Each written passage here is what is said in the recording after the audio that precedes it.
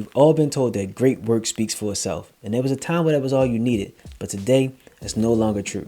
If your work is invisible, then it didn't happen. So in this video, I'm going to break down 5 rules that's required for you to turn your invisible expertise into a portfolio that's going to help print money for your business. Because I'm not calling you a hater, but I know I've been there, and I'm pretty sure you've been there too, where you watch a competitor or somebody that's half as qualified as you get more customers, more clients, and charge more. And you think to yourself, it's because they loud, they been an influencer, they kind of cringe. But that's not really what it is. What it is they understand that using their media and their content like an asset, and you're treating it like a chore. What up, and welcome back to the channel. I'm Quintel, and back in 2020, I founded Good Part & Company, a plant-based health cafe and juice bar located here in Baltimore, Maryland. I scaled that joint up to 2 locations in a partnership with Johns Hopkins within 9 months. I started out as a holistic nutritionist.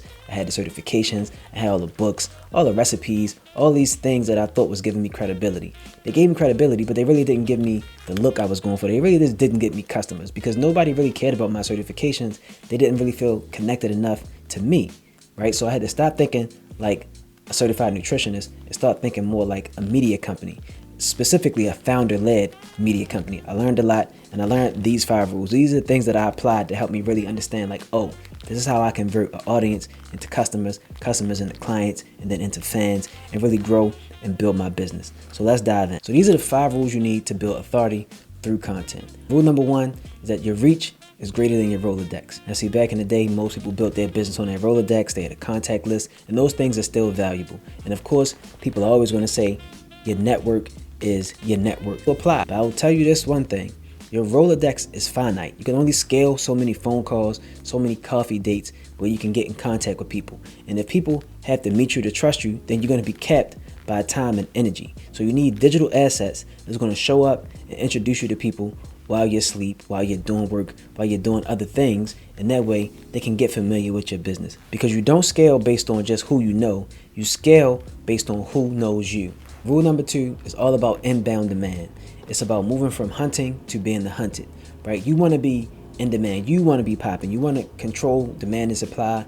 You want to have your calendar booked out for months. You want to have that line outside your door, right? Before, people was always referring or waiting. And that's what I look at as like predictable anxiety, because you know what you sign up for. You just got to wait for people to hit you up, and that's going to be an inconsistent lead flow. You're just waiting on your customers and your clients.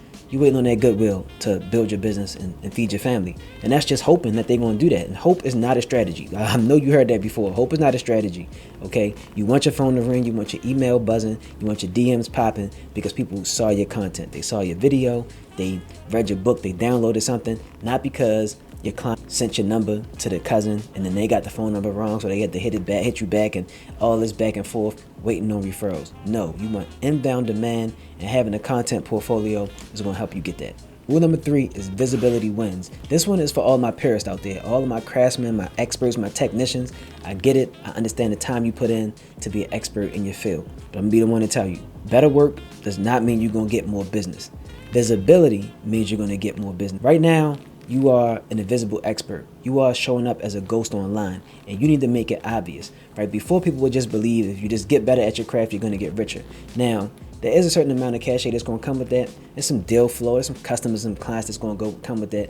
The more the people who actually need you, the people you say you care about, who you want to help get whatever solution it is that you provide in your business, whether it be professional services or home services, you're doing them an injustice by not showing up and not being visible. You got 10 years of experience that only exists in your head or in the past with your other clients and in their memories. We live in a digital-first society. It's a digital-first economy. Most people don't even carry around cash. Everything is digital. So if there's no record of you online demonstrating your expertise, then you're asking strangers to just show up and take a blind risk on you. So you got to stop thinking that it's a flex just because you're the best kept secret. You know what I'm saying? You keeping it low. Nobody really trying to hear all that. They're trying to get their problems solved. It is a disservice to your business, and it is a disservice to the people you claim to care about so much. Visibility wins. Number 4, this is my favorite. Content as leverage.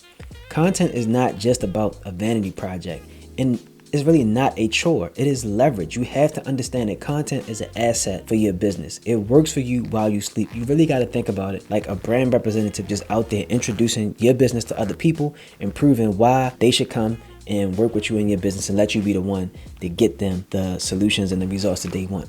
Now, here's what I do understand. Most people think that creating content is like a whole second job. You got to be a full-time content creator, be an influencer and all that type of stuff. But you run a business. You're a CEO, you're a leader, you manage people. And that's the space I was in when I had my juice bar.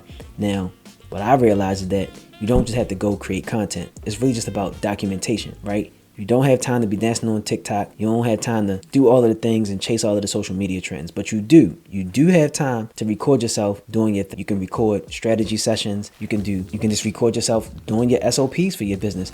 That is content that people like to see because they see the level of skill and care that you have, right? Like for me, I just record one high level conversation. It could be this video, it might be a podcast, it could be a strategy call, and then I just cut it into 10, 15 different pieces of content and use that throughout the week, throughout the month. That's not marketing, that's leverage. And you're building a content asset, you're building an asset library, and it's going to sell for you 24/7 because your customers, your clients, they're going to be online late at night, going to bed, worried about whatever their problem is. You can solve that problem, but they don't know you got the solution unless you build that content catalog and you use that content as leverage. Rule number 5, sell on easy mode. When this happened for me, like it really broke my brain. It changes everything. Once you make your first money online, it changes everything. And making the money online don't mean you just like made the transaction online. You could have a sales call, right? If you're selling something that, costs $1,000 or more, yes, you're gonna have to take a sales call. But if you hop on that sales call and you have to over-explain, you have to defend your prices on the call, and you're doing too much talking around that means your marketing failed, right? The content didn't show up for you like it should have. The content should be doing most of the heavy lifting, right, before you even get on the phone. So when someone gets on the phone or someone is taking a call or you're vetting the person in some kind of conversation or a chat or a DM or something like that, they're not worried about so much about how much it costs. They want to know how they can get started. What's the next steps they got to take to start getting on that path and you getting them over the hump and getting them to the finish line and getting the solution that they already want. And that's because your content, your videos, your blogs, your website, all of those things already pre-sold them. It puts selling on easy mode for you. Now I've implemented these 5 rules and grown my juice bar business, and I've helped other business owners implement these rules in their businesses. And they always come back to me and say, I was always thinking about content as like being an influencer, right? Trying to get attention. And now they realize it's really about building authority because it just attracts all the right things. It attracts more revenue for sure, more clients, but it just attracts the right attention, the right partnerships. Like how it did for me to connect with Johns Hopkins. Like it was just the right thing because I was showing up in the right way. And so you don't have to think about going viral. You don't need millions of views. Yes, it's helpful, but you're also going to attract a lot of attention that you may not want for your business. Not saying it's bad, but it may not be for your business. What you do need is the right views from the right people who are really going to recognize your expertise. That's what's going to shift you from just being a commodity or another person that's popping up on the 4th page of Google to actually being a true authority that people are willing to pay a premium for. Now, knowing these rules is one thing, but executing them is another. And I know you don't have time to show up online as a full-time YouTuber. You got a whole business to run. So I built a tool to help you out with it. It's called the Content Clarity Quiz. It only takes 3 minutes. It's going to look at your business where it is currently and tell you exactly which of these 5 rules you're breaking, how you can fix it so you can start attracting the most ideal, best fit clients for your business without having to be on social media all the time. So just click the first link in the description and you can get your content clarity score. I'm Quintel and I'm challenging you to stop being proud of being the best kept secret.